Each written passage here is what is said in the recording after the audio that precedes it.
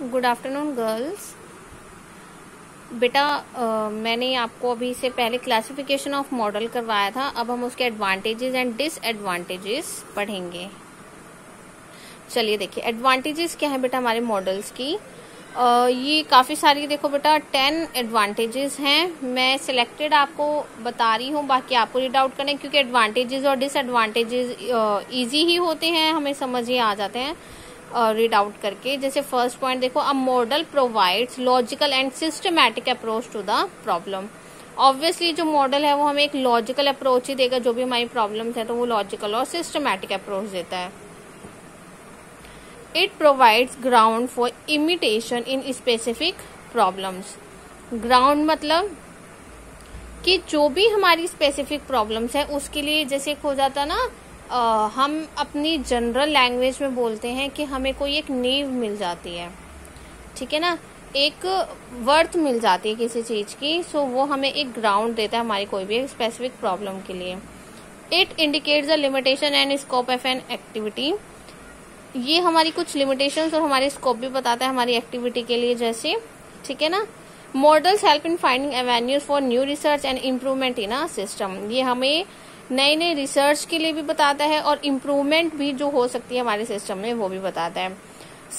Money save है, time और some other valuable commodity. हम मॉडल्स के थ्रू अपने मनी को भी सेव कर सकते हैं, टाइम और काफी और चीजों को भी। कमोडिटीज क्या होती है हमारी बेटा, हमने इससे पहले वाले सेम में पढ़े थे ना। कमोडिटीज यानी कि कोई भी थिंग्स, कुछ भी चीजें जो हम बचा सकते हैं, ठीक है। It avoid risk associated with the tempering of a real project. इसमें कोई रिस्क भी नहीं है।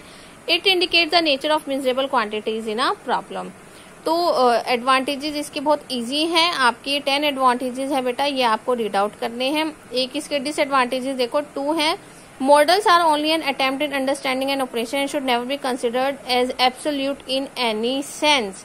The validity of any model with regard to the corresponding operation can only be verified by carrying on experiment and relevant data characteristics. जो validity होगी वो भी हमारी क्या होगी, मॉडल के लिए जो भी हमारी वैलिडिटी है वो हमारी वेरीफाई करती है हमारे एक्सपेरिमेंट को, और हम उसके डाटा को भी आगे रेलेवेंट कर सकते हैं। And the models are only on attempt in understanding and operation. जो मॉडल्स है वो बेसिकली क्या है, हमारे ऑपरेशन को समझने के लिए, ठीक है ना। अपने ऑपरेशंस को हम बेटर वे में समझ पाए, बेटर वे में हम उसको सॉर्ट आउट कर पाए, बेटर वे में हम उसके सॉल्यूशंस को निकाल पाते हैं। तो यहाँ पे वो हमारे डिसएडवांटेजेस बेटा इसमें हमारी क्या है कि इसमें ना हम मतलब इसमें क्या होगा, जैसे जो भी हमारे ऑपरेशंस होंगे ना उनको अटेम्प्ट करने के लिए समझ सकते हैं, ठीक है। तो मतलब इसमें ना बेटा जरूरी नहीं है कि ऑल द टाइम हम इसको अच्छे से समझ पाए। मोस्ट ऑफ द टाइम क्या होता है कि जो ऑपरेशंस की अंडरस्टैंडिंग है वो प्रॉपर वे में नहीं हो पाती है।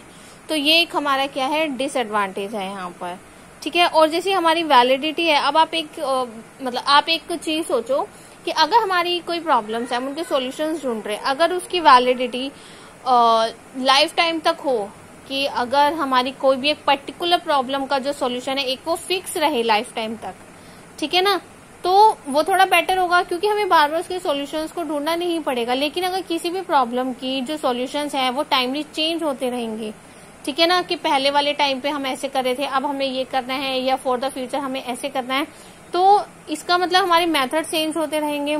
एक पर्टिकुलर सॉल्यूशन को जो हम ढूंढना चाह रहे थे किसी भी प्रॉब्लम के लिए, पर हमें उस प्रॉब्लम के लिए अगर टाइम के अकॉर्डिंगली बार बार उसको चेंज करना पड़ेगा, तो वो भी हमारे लिए डिसएडवांटेज है कि हम थोड़े थोड़े टाइम बाद फिर दोबारा से उसका कोई और मेथड, कोई और टेक्निक अगर अप्लाई करेंगे तो वो हमारा क्या होगा, थोड़ा टाइम कंज्यूमिंग भी होगा और उसमें हमें प्रॉब्लम भी आएगी। तो ये कुछ डिसएडवांटेजेस भी हैं हमारे मॉडल्स के।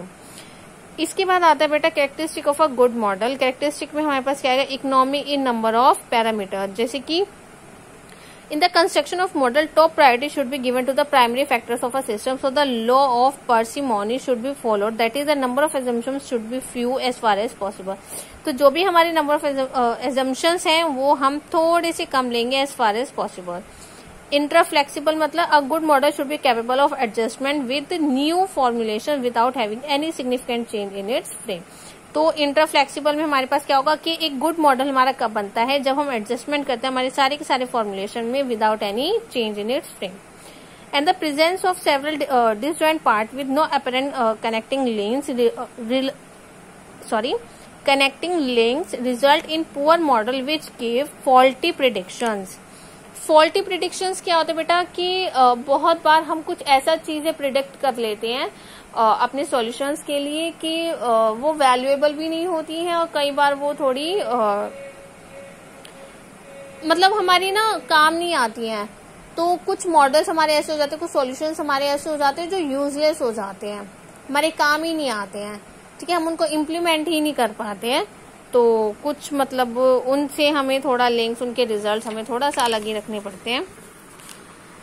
Then fourth one is a model should not take much time in its construction for any problem. A model may be accompanied by upper and the lower bounds of the parametric values and it should be examined that whether it provides a solution of the problem or not.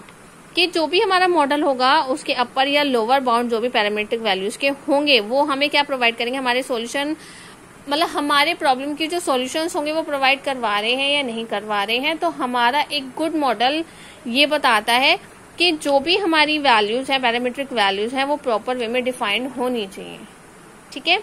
तो ये बेटा आप लोगों को read करना है आज topic characteristic और advantages and disadvantages of the models. कोई भी डाउट होगा आपने पूछना है। Thank you.